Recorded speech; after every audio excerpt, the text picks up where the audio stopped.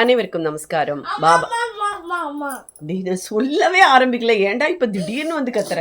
சொல்லு என்ன? நான் ஒன்னு சாய்ராம் கிட்ட சொல்ல போறேன். சொல்லு. நீங்களாம் பாத்தீங்க தானே, எங்க அம்மா மகார் சிவராத்திரி கோவிலுக்கு போனப்போ பாடினது அவங்க மட்டும் போட்டிருந்தாங்க. நான் பாடினது எடுத்து அவங்க போடல. ஏன்னு கேளுங்க. மகா சிவராத்திரி அன்னைக்கு போன தடவை நான் சொன்னேன்ல சர்ப்ரைஸாக போய் பாடணுன்னு. அப்போ அவனும் வந்து அங்கே பாடியிருந்தான். அவன் பாடினதை நான் போடலையாம். அதுக்காக ஓடி வந்து இப்போ நான் சொல்கிறேனா இல்லையான்னு பார்த்துட்டு இருக்கான் பாருங்க. அவன் கண்டிப்பாக போடுறேன், போய் உட்கார்ப்போம், ரெக்கார்ட் பண்ணி முடிக்கட்டும். ஸோ ஆக்சுவலி அந்த பதிவை பார்த்துட்டு நிறைய பேர் தொந்தரவு பண்ணக்கூடாது போ.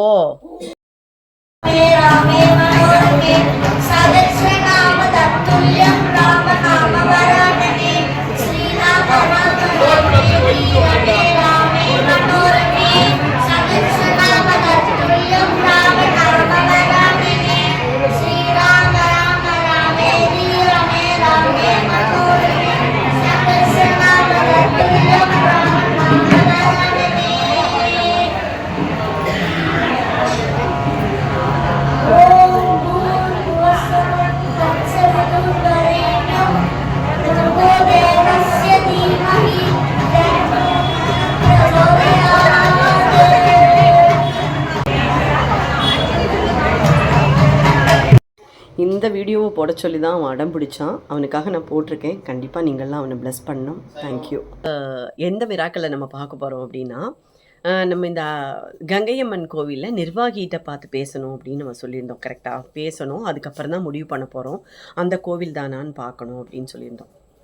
அந்த நாள் அன்றைக்கி பார்த்துட்டு வந்ததுக்கப்புறம் அடுத்த நாளைக்கு நான் கால் பண்ணுறேன். கால் பண்ணோன்னே ஆனந்தவேலுன்னு சொல்லிட்டு ஒரு சாய்ராம், அது ஆக்சுவலி அங்கே இருக்கிறவர், அவர் ஒரு நிர்வாகி. நிறைய பேர் இருக்கா அந்த இடத்துல. பட் அவரை தான் மீட் பண்ண சொல்லி அங்கே நிறைய நம்பர்ஸ் இருந்தது. அதில் ஃபஸ்ட்டு அவரோட நம்பர் இருந்தனால எடுத்து அவருக்கு கால் பண்ணேன். அங்கேருந்தே கால் பண்ணேன், பட் அவர் அட்டன் பண்ணலை. அடுத்த நாள் நான் வந்து கால் பண்ணும்போது எப்போவுமே என்ன சொல்லுவா, இந்த மாதிரி உங்கள் கோயிலை பார்த்தோம், அந்த இடத்துல ஒரு யாகம் பண்ணலாம் அப்படின்னு தானே கேட்போம். பட் அது கேட்ட விதமே என்னோடது வேறு வாய்ஸில் இருந்த மாதிரி எனக்கு ஒரு ஃபீல் ஆச்சு. எப்படி அப்படின்னா, சுவாமி வந்து உங்கள்கிட்ட கேட்க சொல்லி உத்தரவு கொடுத்துட்டார், உங்களுக்கு ஓகேன்னா நாங்கள் யாகம் அங்கே பண்ணுறோம் அப்படின்னு சொல்லி இப்படி தான் சொன்னேன். எங்கள் ஆத்துக்காரர் கூட என்ன டிஃப்ரெண்ட்டாக நீ பேசுகிற அப்படின்னார். நிஜமாவே எனக்குமே அது டிஃப்ரெண்ட்டாக தான் இருந்து, இப்படி யாருமே கேட்க மாட்டாளேன்னு. மேபி அந்த டைமில் பாபா ப்ளே பண்ணியிருக்காரோன்னு அதுக்கப்புறமா எனக்கு தோணித்து. அப்போ அவர் என்ன எங்கிட்ட என்ன சொன்னார்னா, நீங்கள் நேரடியாக கிளம்பி வாங்கோ, ஃபோனில் பேசுனா ஒத்து வராது அப்படின்னு சொன்னார் எங்கிட்டக்க. அப்போவே நான் கிளம்பலான்னு சொல்லிட்டு உள்ளே போய் நான் நெற்றியில் குங்குமம் இட்டுக்கும் போது குங்குமம்